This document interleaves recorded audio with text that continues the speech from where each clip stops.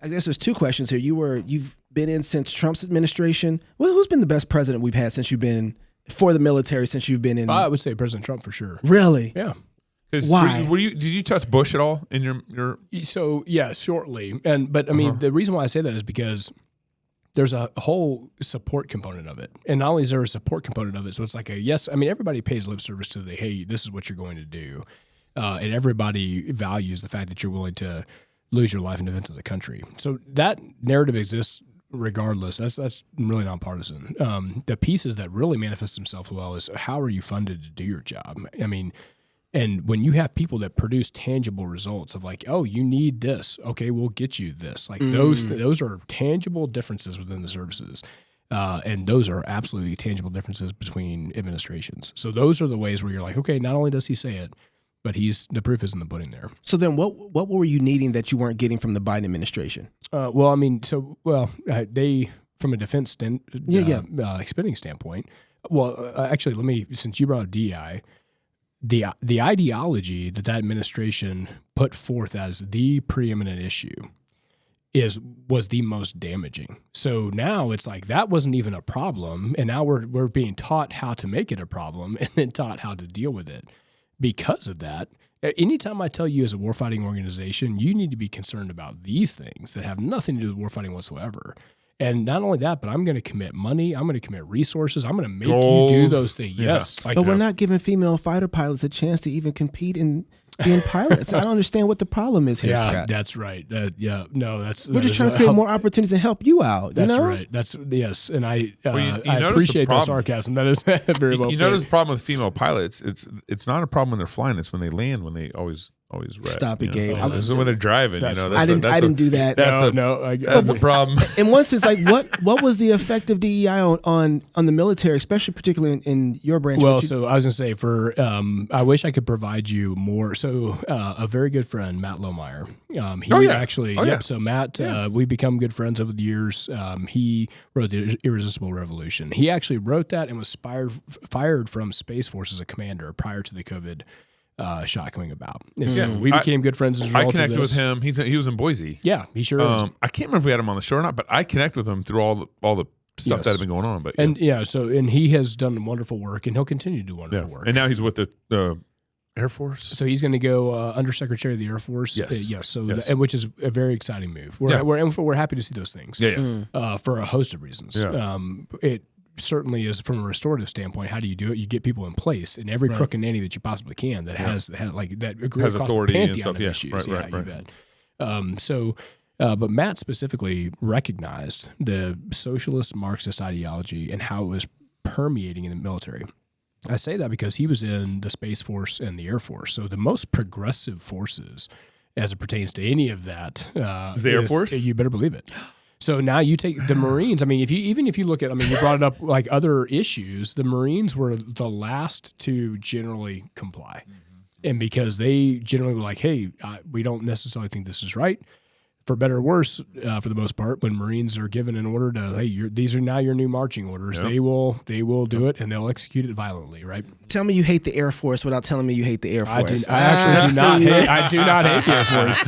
Wow, I do not at all. They just comply with everything. It's the effeminate branch of the military. But I will say that from a sheer size standpoint, the cultures are different within the services. And so there are some services who are far more aggressive, just like in a civilian sense. Right. You take different companies, and we happen to work for a company that was not as aggressive. That was part of the reason why we decided to go that route. Others were like, man, we are lockstep, like, man, federal subsidies, keep them coming. We're going to do this, and we're going to preach it from the top. And other companies were like, maybe I'll pay a little bit of lip service, and the second they got latitude, they went the other direction. And so I don't necessarily even agree with that. I think there's a level of cowardice there. Yeah.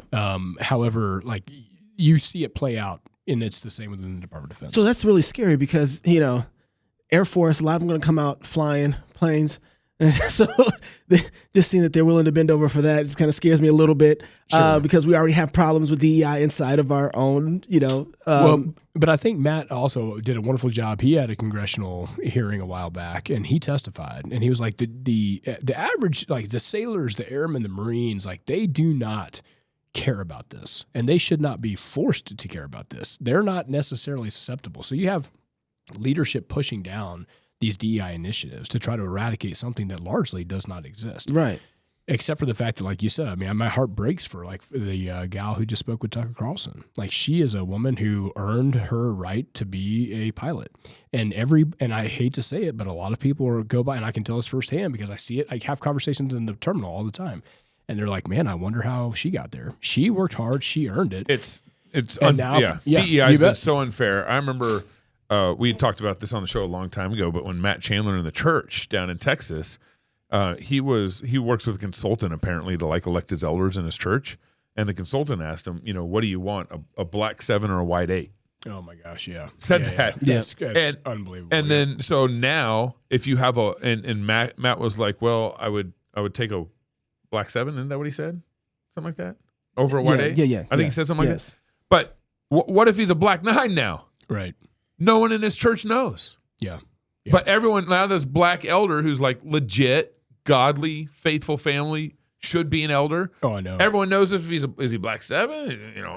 Right. So there's this cloud over the guys that should be there. That's exactly right. But because your DEI policies are so janky, it's horrible. Even when it does to the legitimate people who should be there. Well, that's what she was saying in the Tucker Carlson podcast, which was, I'm a female pilot, but I grew up underneath the old school guys. They trained me. I learned. I actually fought for everything that I got. Yeah, you bet. I was underneath their meritocracy system, just like everybody else. Yep. And I like it like that, right? That's right. I'm one of the guys. Yep. And now, because of the way they've done everything, when I'm in the, people are coming to the plane, they look at me and be like, oh my goodness. She's like, and I have other black pilots next to me, and they're thinking the same thing about them. And it's not because it's just the way that they've done everything. No one can judge you based off of merit at all anymore. Exactly and so it's made it worse. And no one has the confidence that that's how everyone got there. That's right. Yeah. That's right. So but I just want to say this, and I've been thinking about this a lot, and this has nothing to do with our main conversation, but DEI stuff has always had one way or another of surfing itself, and it might not always been called that. When we had Jim Crow laws, we're still doing the same thing.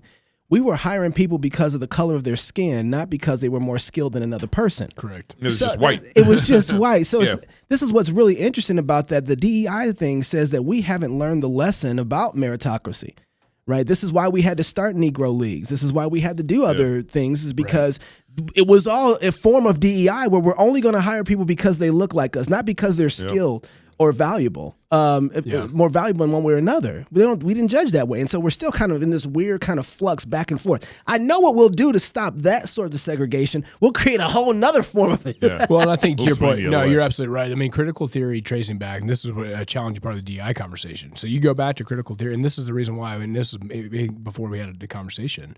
Why is the Department of Defense? So why is this susceptible to this, right? So you begin with academia, but you watch it because that's a linchpin and a launching pad. And that's another tactic, right? So you start there. The reason why the Department of Defense was almost a crown jewel to some degree from a DEI wokeness perspective is because once you invoke it or once you put it into that environment, there are protection mechanisms for those within the system. Those protection mechanisms are things like you do what you're told. You're given an order. You don't have the ability to say no. And classification. Like we're seeing now a rapid declassification of information.